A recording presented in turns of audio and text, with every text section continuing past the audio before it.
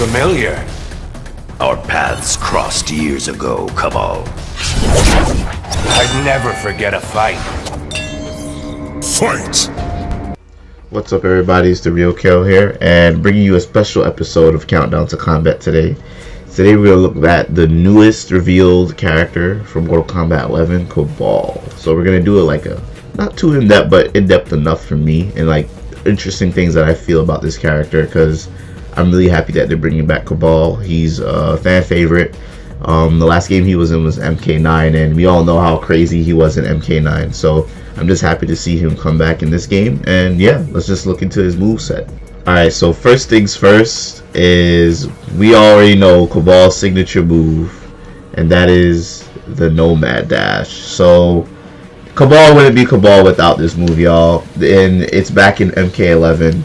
And it seems that he does not need to amplify meter or spend meter to extend his combo. Like, this move is just a natural combo extender for him, and I believe he gets some full screen punishes off of this maneuver. You might be able to hit confirm off of some of his projectiles, which I'll talk about a little bit later in the analysis, but his Nomad Dash is back, and it's going to be like his main tool. Next in the video we have his, I believe that is his grab. His grab, I love the grabs in MK11, man. They just add so much flair and color to the game, and it adds so much to the character. So this grab that I'm seeing right now, I believe it is his back throw, because the opponent faces the other direction when it's over, and it causes a crushing blow. So I wonder if you could get a full combo off of that. Usually, like, crushing blows will allow you to get a full combo off of it, but we'll have to see when the game comes out. Next, I believe this is going to be Kabal's forward throw. So it looks like he's grabbing the opponent. Very nice looking grab. I like that we have two different animations for grabs in MK11. So he grabs the opponent, trips them with the hook blade, spins them around, and then tosses them back into the corner.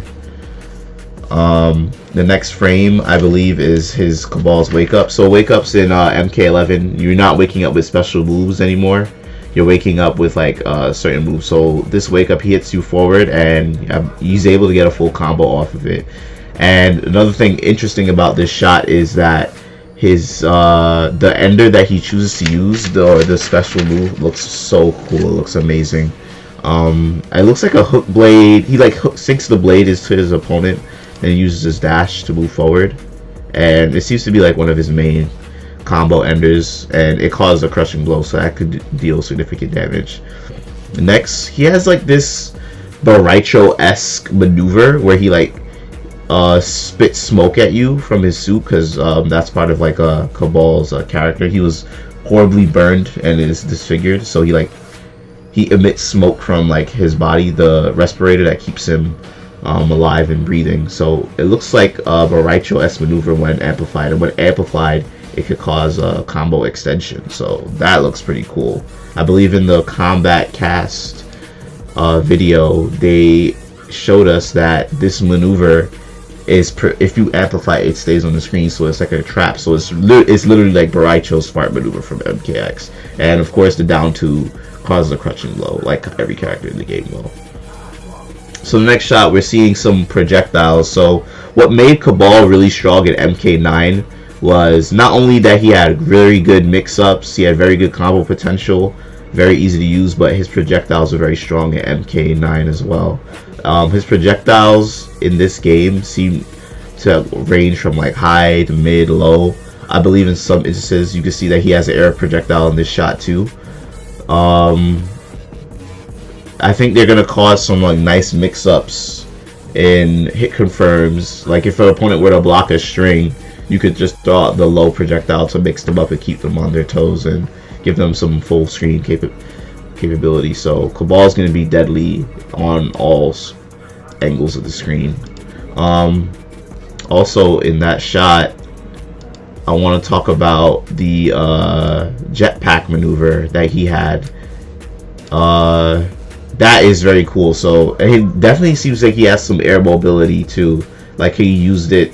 That could be a good way to get in on the opponent when they're throwing projectiles. See how like he jumped over Baraka's blade spark and came in for a full combo on that too.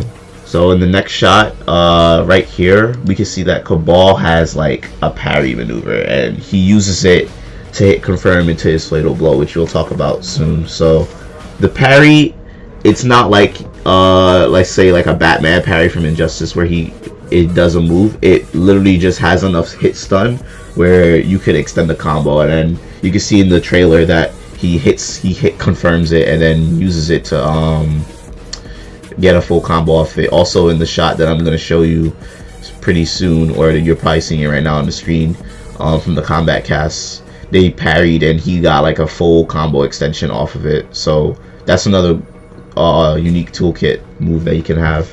So finally, I'm going to talk about his fatal blow. So at the beginning of his fatal blow, you can see that it crosses up on the other side. So if the opponent is not blocking, you can probably use this to like confuse the opponent, make them think that you're going to go for a nomad dash. They block one way or they jump, and it comes out on the other side. So that's really cool. It's not like Injustice where you need to remember to block on the other side, because Mortal Kombat just has the block button. They don't have back block where you have to block on the other end if you were to block that. So I don't think it should really catch people off guard too much. But you just have for like combo extensions, you're just gonna have to remember that it hits on the other side. So that's pretty cool. And his fatal blow looks magnificent. That is a very Kabal-esque finisher. I love the uses of the hook blade. I love that he, like, oh my god, pulls it through Sub-Zero's mouth. And it just looks fascinating. And now his fatality. Let me just sit in silence. Magnificent, amazing fatality. That is beautiful. Every character in the game is gonna have like probably, I think, 2 or 3. Every character usually has like 2 or 3 fatalities in Mortal Kombat games. So if that's just the one that they're showing off in the trailer, I can't wait to see what other fatalities this man has, because the fatalities, the fatal blows, they all just look brutal than ever. I'm just amazed that they're able to up the ante for brutalities, finishing moves in Mortal Kombat. So yeah, that's Kabal. Overall, I think he's a very interesting looking character. I'm happy that they brought him back. I may or may not play him. I'm just hoping, to be honest, y'all, I just hope that he's not overpowered like how he was in Mortal Kombat 9.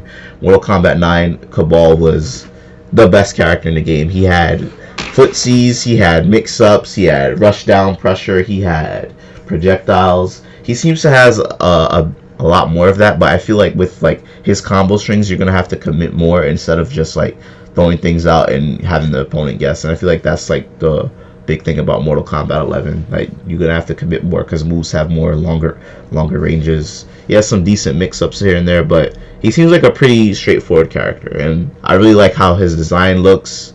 I like his moveset. He just looks very interesting, so I'm happy to have Kabal back. Fatality. Kabal wins.